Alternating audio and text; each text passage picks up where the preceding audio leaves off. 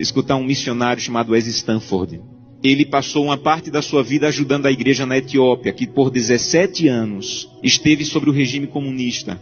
As igrejas foram lacradas, pastores foram presos, muitos foram mortos. E esse missionário saía da América do Norte e ia para a Etiópia tentar ajudar os irmãos que se reuniam escondidos nas catatumbas, nas florestas.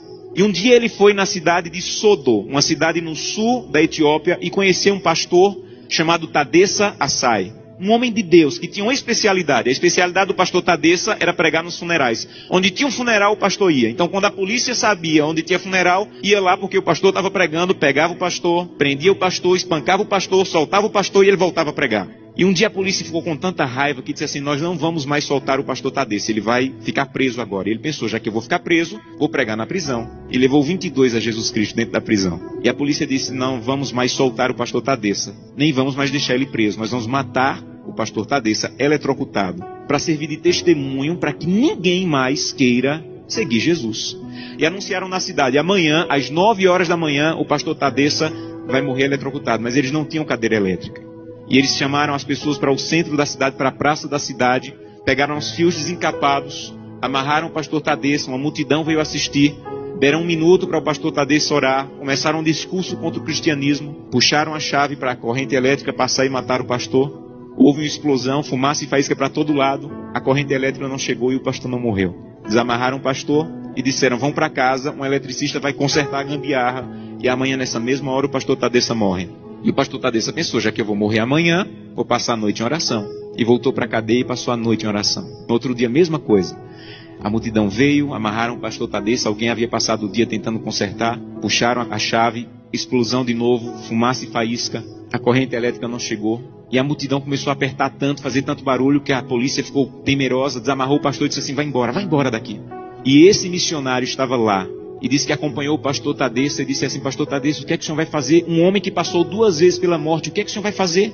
E ele disse assim: tem um funeral, e eu soube que tem um funeral, eu vou lá pregar.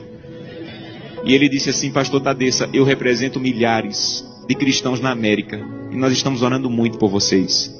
E disse que o pastor Tadessa se virou, ficou com o rosto sério e disse assim: vocês na América estão orando por nós, aqui na Etiópia? Então volte para a América e diga que nós é que estamos orando por vocês. E ele falou: mas por que vocês estão orando por nós se vocês é que estão sendo perseguidos, pastor?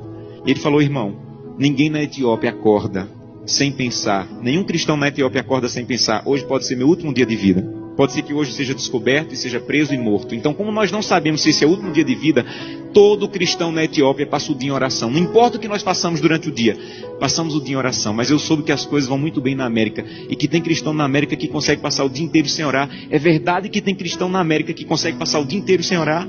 E ele disse assim: é verdade.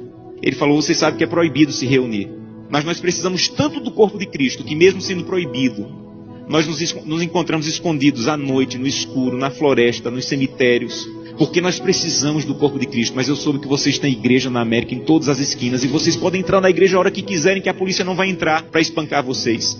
Mas eu soube que na América, no dia de culto, tem cristãos que ao invés de ir para a igreja, ficam em casa assistindo. É verdade que no dia de culto vocês podem ir a hora que quiserem, e vocês não vão, vocês ficam assistindo. É verdade que isso acontece na América, irmão? Ele disse assim: é verdade. E ele disse assim: missionário, a minha congregação tinha apenas uma Bíblia, e eu fiquei com medo de ser preso e minha Bíblia ser queimada. Então reuni minha congregação e com lágrimas nos olhos eu disse: irmão, eu não tenho como guardar a Bíblia, é o que nós temos de mais precioso. Se eu for preso, ela vai ser destruída.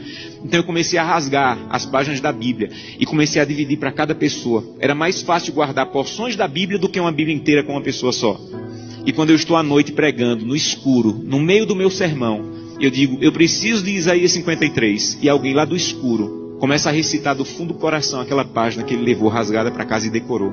Mas eu soube que na América vocês podem ter 8, 10 Bíblias em casa. E eu soube que tem cristãos na América que, apesar de terem 8, 10 Bíblias em casa, passam uma semana sem ler a Bíblia. É verdade? E ele disse assim: é verdade, nós é que precisamos de oração.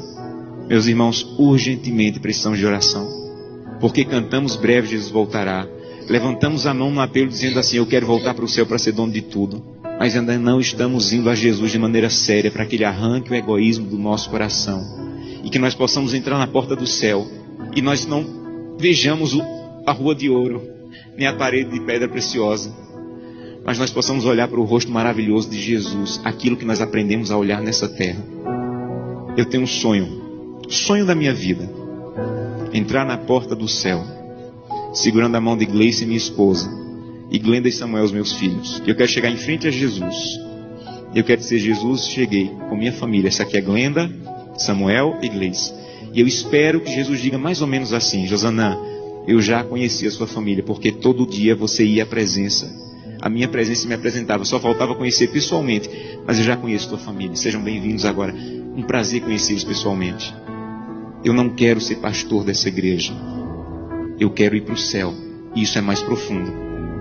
Eu não quero abrir o inário e dizer assim: breve Jesus voltará. Eu quero estar lá. Isso é mais profundo. Por isso eu preciso fazer com que o que eu como, o que eu vejo, o que eu acesso, o que eu ouço, a maneira como eu uso o meu dinheiro esteja de acordo com a vontade de Deus. Porque os que serão salvos não amam a própria vida. Que Deus te abençoe de maneira profunda, para que o primeiro fruto da fidelidade, a transformação do teu caráter, esteja de maneira real acontecendo em tua vida.